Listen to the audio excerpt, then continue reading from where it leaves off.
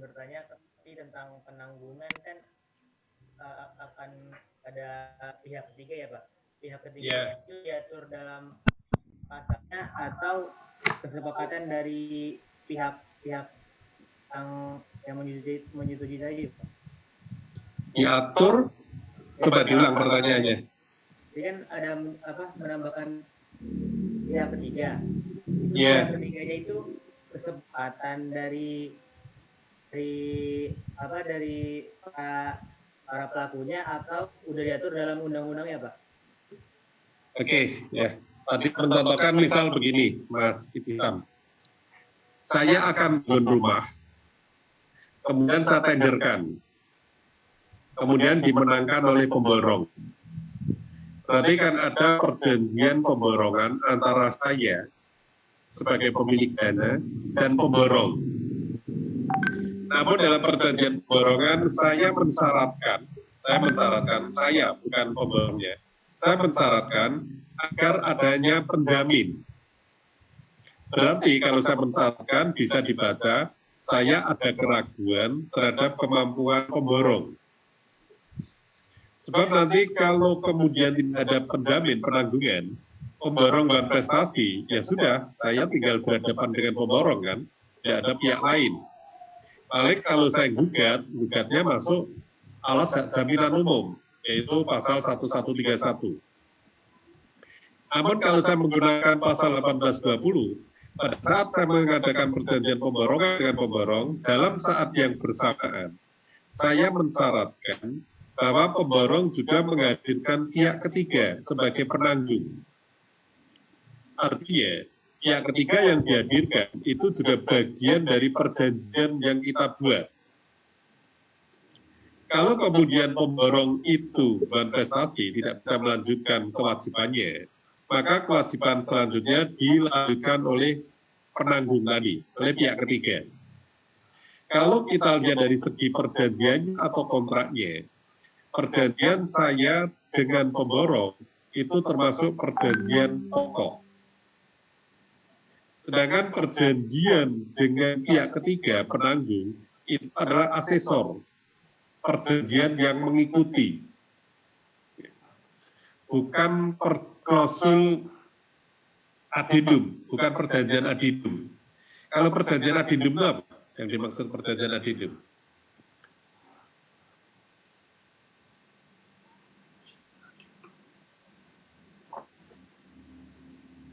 Perjanjian adendum itu kan perjanjian tambahan yang dilekatkan dengan perjanjian sebelumnya yang kekuatan hukumnya sama. Ini misalkan saudara kontrak rumah, ya. Sudah clear, sudah selesai, kemudian ternyata setelah kalah untuk 1 tahun, kemudian di bulan ke-8 ada perjanjian yang ingin saudara tambahkan.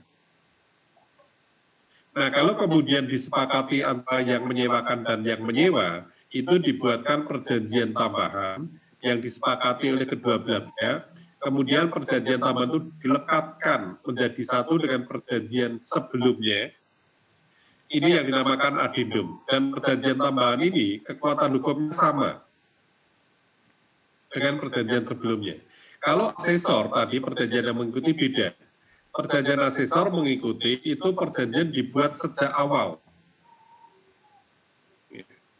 Jadi sifat hubungan pemilik proyek, penyandang dana, dengan pemborong itu perjanjian pokok. Kemudian dengan pihak ketiga penanggung itu perjanjian asesor. Sifat hubungan hukum antara perjanjian pokok dengan asesor. Perjanjian asesor yang mengikuti tidak boleh bertentangan dengan perjanjian pokok. Klausul-klausul yang ada dalam perjanjian pokok bagian dari perjanjian asesor, bagian. Tapi kalau bagian dari asesor itu belum tentu masuk perjanjian pokok. Karena pasti di situ ada transaksi antara penanggung ya, dengan pihak pemborong, itu pasti ada bagian fee yang harus ditanggung oleh pemborong. Dan juga pasti ada hitung-hitungannya berapa maksimal tanggung jawab penanggung untuk menyelesaikan proyek pemborongan. Nah itu Mas Ilmi tadi tidak berdasarkan undang-undang, tapi berdasarkan perjanjian. Tapi kalau undang-undangnya, ya pintu masuknya 1820. Ya. Jadi sumber perikatannya diberikan ruang oleh pasal 1820 pada saat para pihak mengadakan perjanjian, kalau kemudian terindikasi salah satu pihak meragukan kemampuan pihak yang satunya, maka dalam saat yang bersamaan bisa meminta penanggung pihak ketiga yang dihadirkan, yang dimunculkan dalam perjanjian, dan apabila pihak yang satu kreditur manifestasi, maka kewajibannya digantikan oleh pihak ketiga. Itu Mas, siapa tadi panggilannya? Ya Pak, terima kasih Pak. Gitu. Oke, sudah jelas Mas Sanu, kalau belum jelas kita diskusi. Jadi kalau ketemu saya, kalau memang kurang jelas tanya aja. Saya selalu mengatakan gini, silakan saudara manfaatkan. Prinsip dasar saya, kalau saudara kuliah, manfaatkan kemampuan dosen untuk kepentingan mahasiswa. Setuju? Manfaatkan kemampuan dosen untuk kepentingan mahasiswa. Setuju? Ragu-ragu. Setuju. Artinya saya berharap kalau saya kuliah, saudara itu juga mencari, berusaha mendapatkan ilmu dari saya. Jadi jangan hanya sekedar datang, mencatat, jangan. Kalau bisa, saya lebih suka diskusi. Yang kedua, pertanyaan bagi saya itu ada 3 kemungkinan. 1, tanya karena tidak tahu. Yang kedua, tanya karena ragu-ragu. Jadi mungkin saudara tahu tapi ragu-ragu. Yang ketiga, pertanyaan itu menguji dosennya. Setuju? Saya bicara terbuka nih, mahasiswa saksi. Nanti kalau suatu saat saya marah, karena merasa diuji mahasiswa, silakan saudara berbondong-bondong protes kepada saya. Loh, berarti Pak Arif nggak konsekuen loh, Pak Arif bicara sendiri loh. Boleh diuji, boleh, silakan. Apakah pernah diuji? Pernah. Mahasiswa S1 pernah saya diuji, tapi bukan di UNS. Waktu itu saya selalu mengatakannya. Makanya gitu, kalau nggak setuju ya nggak apa-apa. Pernah saya ngajar, kemudian mahasiswa tanya, petunjuk dari mengatakan, mohon maaf Pak Arif, apa pendapat Pak Arif tidak terbalik? Saya mengatakan, menurut saya tidak. Kalau menurut Mas terbalik, ya ini mahasiswa S1, bukan S2, bukan S3. Dan menurut saya terbalik. Oke, kalau menurut Mas terbalik, saudara taunya dari mana? Dari baca buku atau dari dosen? Nggak jawab. Oke, kalau belum ada titik temu, materi saya pending. Jadi nanti kalau saudara ada pertanyaan saya menjelaskan saudara masih ragu, tidak saya lanjutkan, tidak saya paksakan. Tapi saya berikan kesempatan mahasiswa cari literatur, cari pembenaran, saya juga cari pembenarannya. Nah, kemudian mahasiswa saya tanya, oke, materi ini saya pending, semua mahasiswa saya bilang, saya pending, saya lanjutkan minggu depan. Minggu depan saya minta Mas bisa menjelaskan pada saya, kalau dari buku, tolong bukunya dibawa. Tapi kalau dari dosen, tidak usah menyebut nama. Setelah itu, minggu depan kuliah pertama saya tanya. Misalkan yang tadi, yang tanya siapa tadi, Mas Muhammad Iltisam ya, misalkan tadi nggak sepakat, nggak saya paksa, sudah, nggak masalah. Coba nanti, coba Mas Ilsam, kita pending, minggu depan saya buka lagi, silahkan, kalau Mas punya buku, bukunya dibawa, kalau dari dosen nggak usah nyebut nama. Kuliah minggu depan ketemu, saya langsung mengatakan, gimana Mas, yang benar saya atau Mas masih ragu-ragu? Yang benar Pak Arif. Dari siapa, saudara? Dari dosen, stop. Nggak usah sebut namanya, saya gitu. Jadi nanti kalau saudara tahu dari informasi dosen, perbedaan pendapat saya dengan dosen jangan dipersoalkan, jangan diadu ya, jangan. Saya menghormati kecuali kalau dalam kesempatan seminar, saya nggak masalah, tapi kalau seperti ini jangan. Jadi misalkan menurut Pak dosen itu kok begitu, jangan.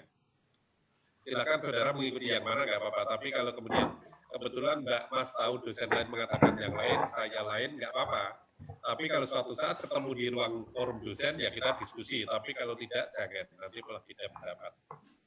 Kemudian yang kedua, nah ini saya yang tertarik. Pernah kuliah S2, tapi bukan di UNS juga. Kalau S2 kan mahasiswanya sedikit, hanya sekitar 15. Ya mungkin seperti saudara. Kalau saudara kira-kira menilai saya itu disiplin nggak? Disiplin, Pak. Disiplin ya. Ya menilai saya itu paling disiplin dan orang nggak bisa gojek. Jadi kelihatannya kesannya serius. Gitu. Jadi pada waktu saya ngajar, kalau Pak Arif datang dari ruangan dosen ke ruangan kuliah itu nggak pernah ngobrol. Begitu masuk ruangan langsung siap kuliah, nggak ada cerita lain. Waktu itu ada, kemudian saya sudah masuk, salah satu mahasiswa S2 ini, sibuk sendiri. Di sebelah, duduk paling depan, sebelah kiri. Kemudian sambil buka HP. Buka laptop. Saya tanya, ngapain mas, kuliah saya mulai, tak tegur gitu. Nggak apa-apa Pak Arif. Ternyata beliau jujur, saya cuma ngecek Pak Arif. Jawaban Pak Arif itu benar atau salah. Buka laptop, kalau saudara mungkin lebih pandai dari saya. Bukan mungkin, saudara pasti lebih pandai dari saya. Sehingga saudara bisa ngecek. Misalkan saya ngajar, saudara langsung buka HP aja.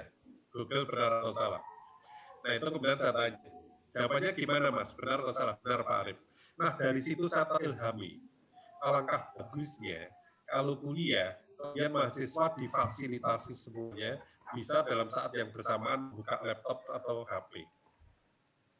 Hanya kalau kuliahnya sedikit. Setuju. Yang tertantang, terbebani dosennya. Setuju. Ragu-ragu.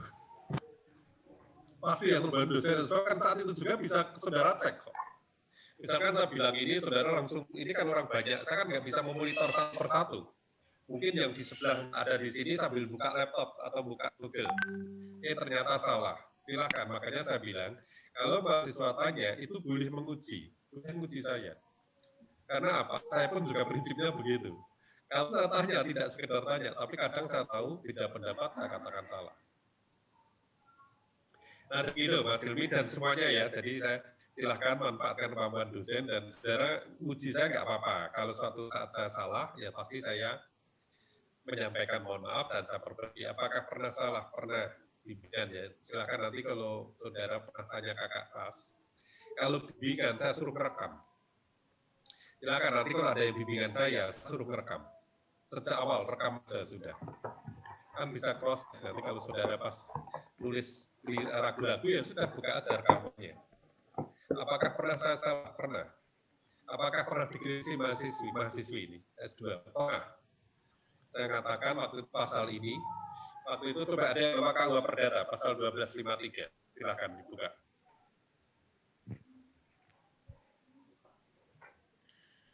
Sudah ketemu pasal 1253. Sudah ketemu Mbak Lusida? Sudah Pak. Baca Mbak, dengarkan kalau yang ada baca 1253. Pasal 1253, suatu perikatan adalah bersyarat manakala ia digantungkan pada suatu peristiwa yang masih akan datang, yang masih belum tentu akan terjadi, baik secara menangguhkan perikatan hingga terjadinya peristiwa semacam itu, maupun secara membatalkan perikatan menurut terjadi atau tidak terjadinya peristiwa tersebut. Ya, dengar semua ya. Pertanyaan saya, kalau ada yang bawa KUH Perdata, baca. Ya, dilihat pasal 1253. Pertanyaan saya, itu pengertian perikatan atau perjanjian?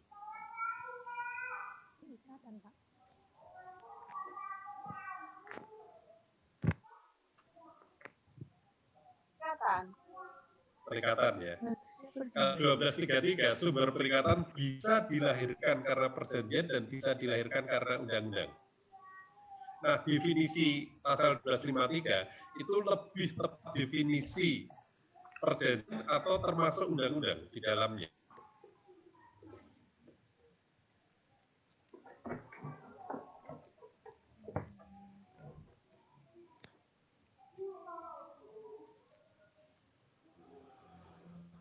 Apa kira-kira? Bingung kan? Bisa termasuk sumber perikatannya karena undang 1253 itu.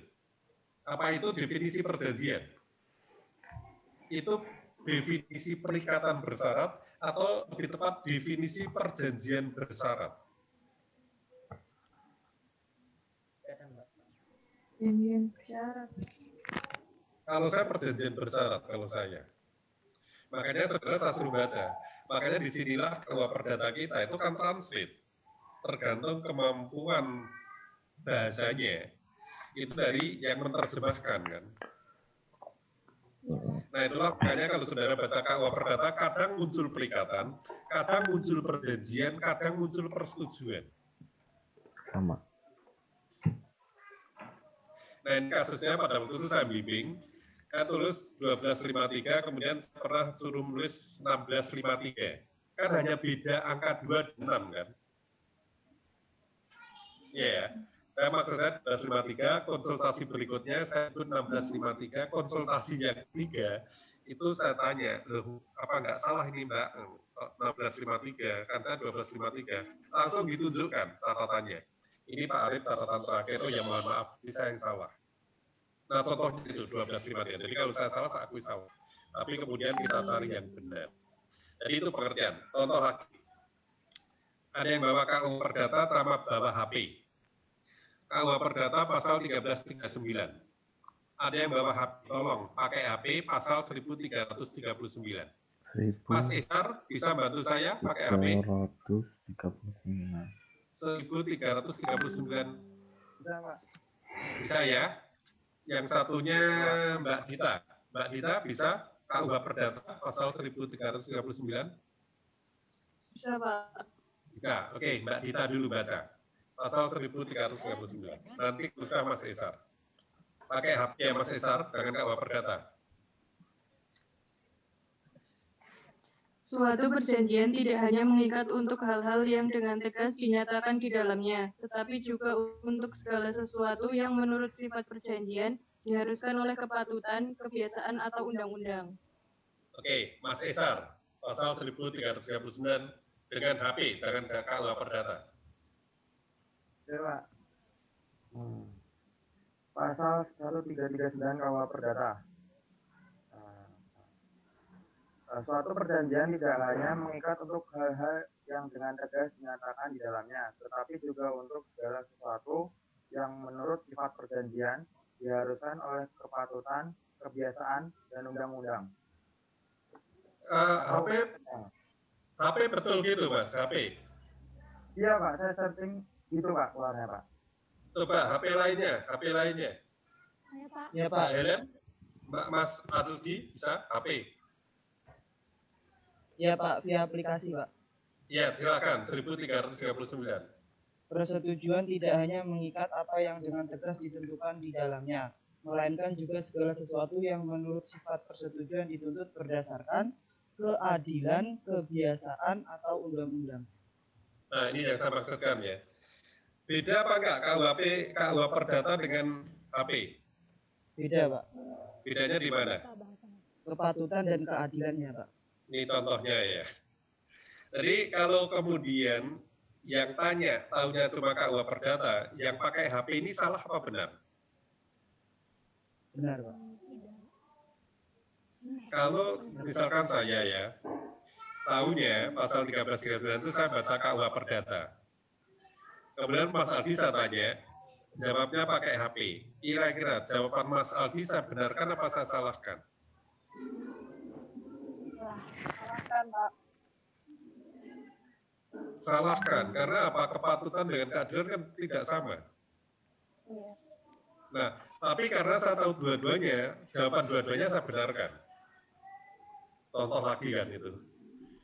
Jadi, makanya saya selalu mengusulkan KUA Perdata itu bahwa ada translate-nya itu satu aja, BPHN, Badan Pembinaan Hukum Nasional. Sehingga kita nanti ke sana semua aja. Tapi kan belum ada. Itu yang selalu saya kritisi, sebenarnya bukan banyak sekali dosen senior yang mengkritisi KUA Perdata. Kalau ingin mencari kelemahan KUA Perdata banyak sekali. Makanya tadi saya menyebut pasal 1653. Coba Mbak Wiwi, bawa KUA Perdata.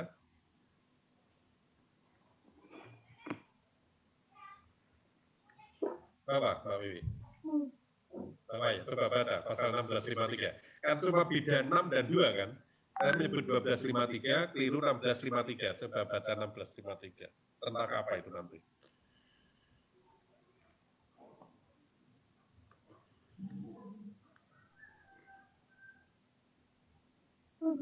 Selain perseroan perdata, tapi perhimpunan orang-orang sebagai badan hukum juga diakui undang-undang.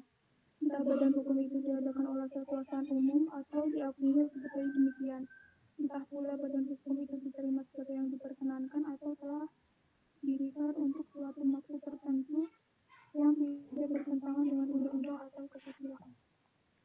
Jadi pasal 1653 itu pengertian tentang badan hukum. Jadi badan hukum, kalau dalam pengertian badan hukum itu kan suatu perusahaan dikatakan badan hukum apabila satu, karena perintah peraturan perundang-undangan, yang kedua dilihat dari segi karakteristiknya. Badan hukum sebagai subjek hukum. Nah, tadi saya mengatakan, saya pernah keliru dengan mahasiswa, yang saya maksudkan 1253, konsultasi kedua saya nyebut 1653, yang saya maksudkan benar 1253, pada waktu saya kembali, mahasiswa menunjukkan ini loh Pak Arif buktinya. Nah, itu menunjukkan bahwa saya pernah salah, pernah. Tapi kemudian saya kembalikan pada 1253. Biasanya gitu, silahkan kalau suatu saat nanti ada yang jadi bimbingan saya, langsung saya suruh merekam. Kuliah aja rekam aja, nggak apa-apa. Saya selalu mengatakan begitu karena saya sadar, saya kalau bicara terlalu cepat. Dan kadang katanya kalau ini pakai ini ya, tapi kalau tatap muka, mahasiswa itu kadang suka ngkritisi, ada yang mengatakan begini, Pak Arif itu kalau ngajar, kadang bicara terus tanpa henti, tapi slide-nya nggak berubah.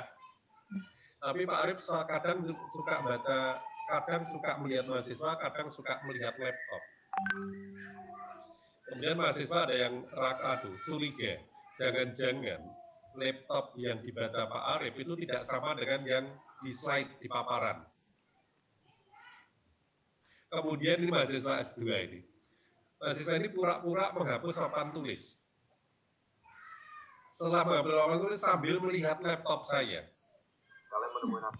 Ternyata laptop saya yang saya baca sama dengan yang di papan tulis.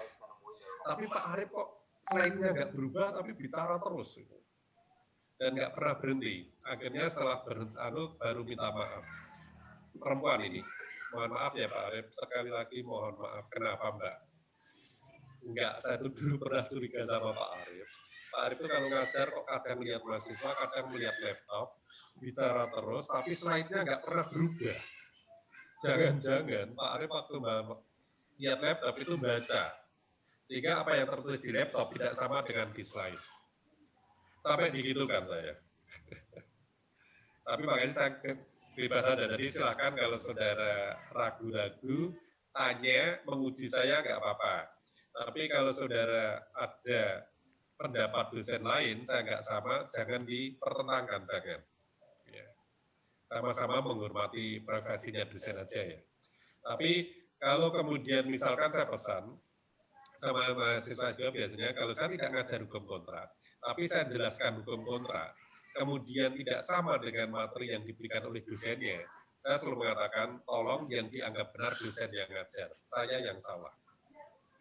Saya selalu begitu. Tapi karena ini saya ngajar hukum kontrak, ya saya harus bertanggung jawab. Jadi silakan, saya memberikan kebebasan, mahasiswa boleh mengkritisi, boleh tidak sependapat. Apakah pernah terjadi? Pernah. Saya sudah doktor, sudah. Yang tanya S1, belum lulus. Seperti saudara. Dan saya nggak sakit hati, nggak apa-apa. Dan saya janji tidak akan membenci. Jangan khawatir nanti jangan-jangan Pak Arif dan mempermainkan nilai, nggak, sama sekali nggak. Oke, silahkan. Mungkin ada yang... Jadi gitu ya, Mas Muhammad siapa tadi? Jadi penangguhan, kalau dicari dalam undang-undangnya ya pasal 1820. Tapi kalau dalam bentuk empirisnya, senyatanya itu dituangkan dalam perjanjian. Nah, kalau tidak dituangkan dalam perjanjian, yang diatur dalam undang-undang, itu masuk dalam perjanjian tidak? Masuk. Itu tadi yang saya suruh baca pasal 1339, itu sumber perjanjian. Pasal 1339 itu sumber perjanjian. Sumber perjanjian itu yang pertama, perjanjiannya itu sendiri, coba Mas Mbak baca, ada katanya, yaitu menunjukkan perjanjian, kemudian kepatutan, kalau HP keadilan, sama, kebiasaan, dan undang-undang. Jadi kalau kita membuat perjanjian, kemudian sudah diatur dalam undang-undang, tapi tidak kita masukkan dalam perjanjian, maka yang diatur dalam undang-undang itu bagian dari isi perjanjian. Tapi, gimana Mbak Emi? Mohon maaf Pak, waktu perkuliahannya sudah habis. Oh gitu? Iya, sudah habis Pak, karena nanti mau ada yang kelas. Oh gitu, ya. Terima kasih Mbak Rumi, jadi untuk semuanya terima kasih diingatkan, nggak apa-apa. Jadi untuk kebersamaan. Jadi kuliah saya akhiri, tolong Mbak Dia nanti dioperasionalkan tentang bentuk pertanggungjawaban. Kuliah silakan diisi slide berapa gitu aja. Yang penting Ya, Pak. semua kolom untuk saya sudah saya isi. Itu terima kasih untuk semuanya. Terima kasih Mbak Ilmi, Mbak Dia dan semua. Sekian, selamat siang. Wassalamualaikum warahmatullahi wabarakatuh. Waalaikumsalam. Waalaikumsalam Terima kasih, Pak Ari. wabarakatuh. Makasih Pak Ari. Sukses semuanya. Terima kasih, Pak. Iya, sama-sama semuanya.